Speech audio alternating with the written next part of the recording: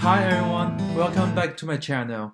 So this video for today is going to be answering all the questions from you guys about my research report. Let's begin with the first question from Jamie. He's asking, what was your research about? How does this speak to the central theme of social justice, power, and inequality? Well, to answer this question, I'd like to address my research topic and my research question again. My research topic is drag queen and drag king's performance and their gender expression or presentation. My question is, how do drag queens and drag kings perform their gender during performance? Drag performance is considered as part of queer culture, and how does it resist or conform to the gender binary and heteronormativity, and in what extent are they challenging the societal gender norms or stereotypical gender representation of masculinity and femininity? And this is the second question from Kevin. Why was this topic or question of interest to you? And is there anything about your life or studies that influenced your decision to focus on the topic? Personally, I'm a huge fan of drag culture and drag performance in general. Drag culture cannot be only understood as one of the subcultures, but also a trending cultural phenomenon, especially with the expansion of the show RuPaul's Drag Race, which enable more and more people to be familiar with the term drag queens. Next is a question from Jenny. She's asking, what was your study design?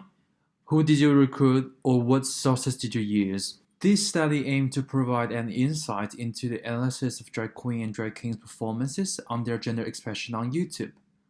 Since I chose content analysis as my major research method, I decided to use YouTube as the media platform to process my data collection. And the following question is, what was the most challenging aspect about working this out?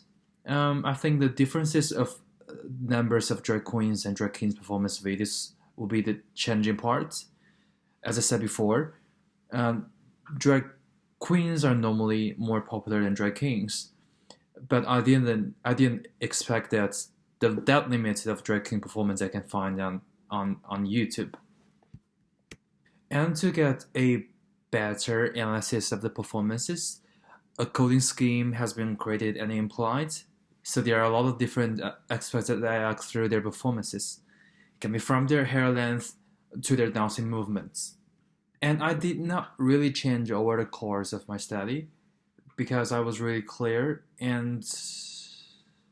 about what aspects that I was seeking to find and focus on. But I did alter a bit about my coding schemes for analyzing both sort of drag queen and drag king performances.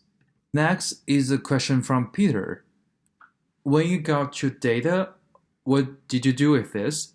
How was the process of data collection for you? I began my data collection and data analyzing synchronously. I had a fun time on watching and enjoying our performances. They have served different ways of expression on gender. Based on my coding scheme, I took notes on all the performances, such as how did they interact with the audiences, how much makeup did they wear, or even the music they chose for performing. Altogether, those elements help to categorize their performances into different patterns that related to gender expression. And the next question is, what is the most important thing that you found during your research? Why do you think that is the most important finding or result? So for me, the most important thing I found during my research is there's evident distinction on how drag queen and drag king perform their gender during their performances.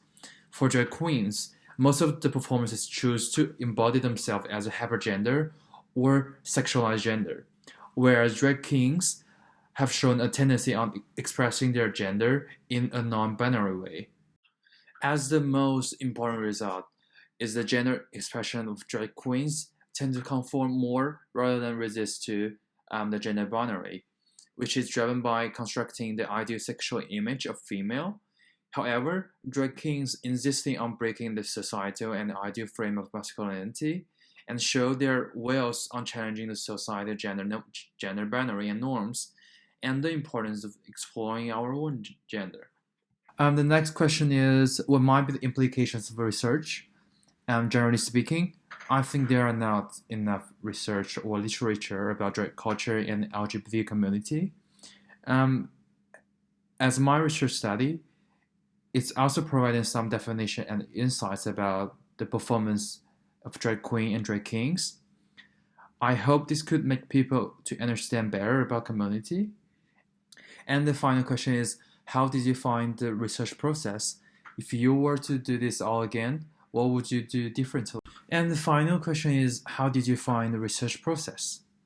I found my research process was okay, but also be limited in terms of accessing the resources.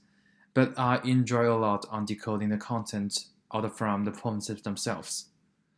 But if I had more time and more access to the resources, I would definitely choose interview as a research method. I would love to conduct deep interviews with drag queens and drag kings to know better about their understanding and intentions behind the performances and the reasons why they construct certain gender identities of their characters.